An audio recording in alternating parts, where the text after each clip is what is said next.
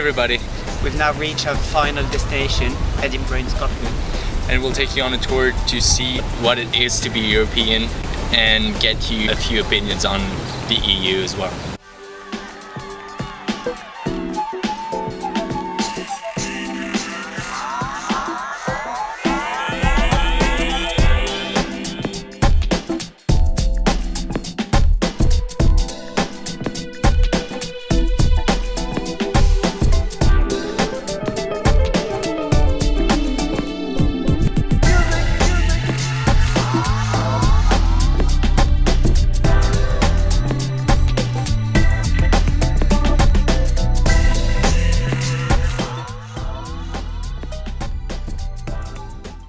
Brexit. Okay, yeah. European Union. I don't know, to be honest. I mean, it's always felt like a thing of like inclusivity. You know, like I remember like my first memories of knowing about the European Union was in primary school. And I remember us, drawing out the flag and stuff, and it was just a fact. It was we are Britain, we're part of the EU, and that was just it. It's like learning where you're from, And then I think it was always like I'm not one for, I don't know a lot about politics, but it was always just it felt like such a given, and it was such I think a part of like our national identity. And right now I feel included and I want to stay included. We may be separated by a sea, but we're still one European Union, one Europe, and I hope that continues. I would say personally I feel European, yes. I like travelling, I enjoy going across. I think we share a lot in common and that shouldn't change, even if not part of the European Union. I would say it's kind of a mixture of diversity, of different cultures, different foods, different musics, kind of coming together, but having a common union through our identity. Maybe not. Well, because I think it's a capitalist structure. I suppose as I've got older, I've thought more like a communist.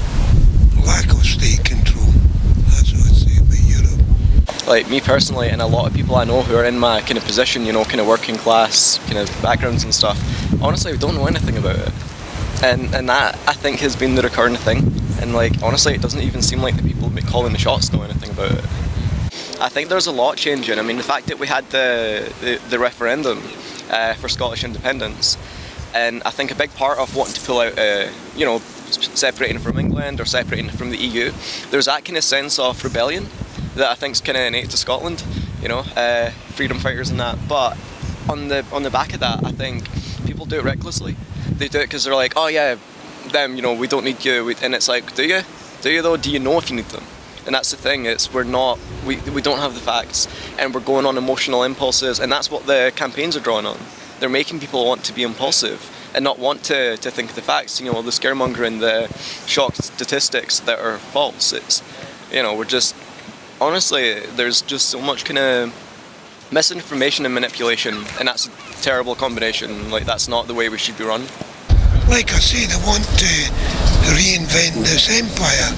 I'll be honest with you, I would imagine it's no good news for Scotland.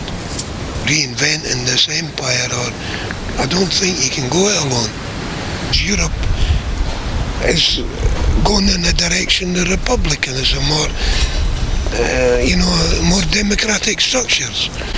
And England wants to see, England likes the UK, the United Kingdom, because they control it. They wanted to take over Europe, it didn't succeed. They're half in and half out. And I think the monarchy is wanting out because it sees itself being weakened. Europe's definitely the only way forward now, because they've got structures that with trade. In Scotland, a lot of our farms and stuff like that run on subsidies from the European Union. It's a really rash kind of direction that we're going in, wanting to pull away. It doesn't seem like any officials have a clear enough opinion on the direction or the impact it could have. It's such an overwhelming situation. The fact that, we're living in, fairly comfy situations ourselves, and there's parts of the world that are like torn to shreds. and I don't think people realise why it's going on, or what the AIDS crisis is even about, really, or the impact that the UK and US have had on it. You know, like, we have involved ourselves over there, and I think that comes with a duty of obligation to help civilians, to help home people, and there is an obligation, I think, to accommodate people, to let people in. And you know, there's so much talk about inclusivity and all that kind of stuff, and people need to really show up to that. You know what I mean? And not in a rash way, but you know, it's an extreme time, and it calls for people to open up and to be compassionate. I don't think the UK has done much at all. We don't treat migrants that well here, I wouldn't say. I think there's a really biased and unfair attitude. I mean, I was reading an article in Amnesty lately about the laws about detaining refugees, and there were stories where people have done nothing wrong and they're being detained indefinitely. That shouldn't be legal. That's insane, and I mean, there's places like in the UK, several places doing that currently.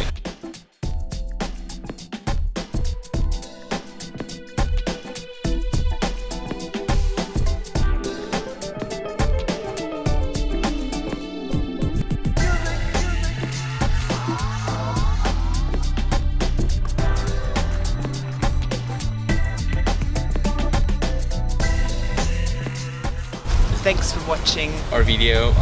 We hope you like the series, and we're signing off right now.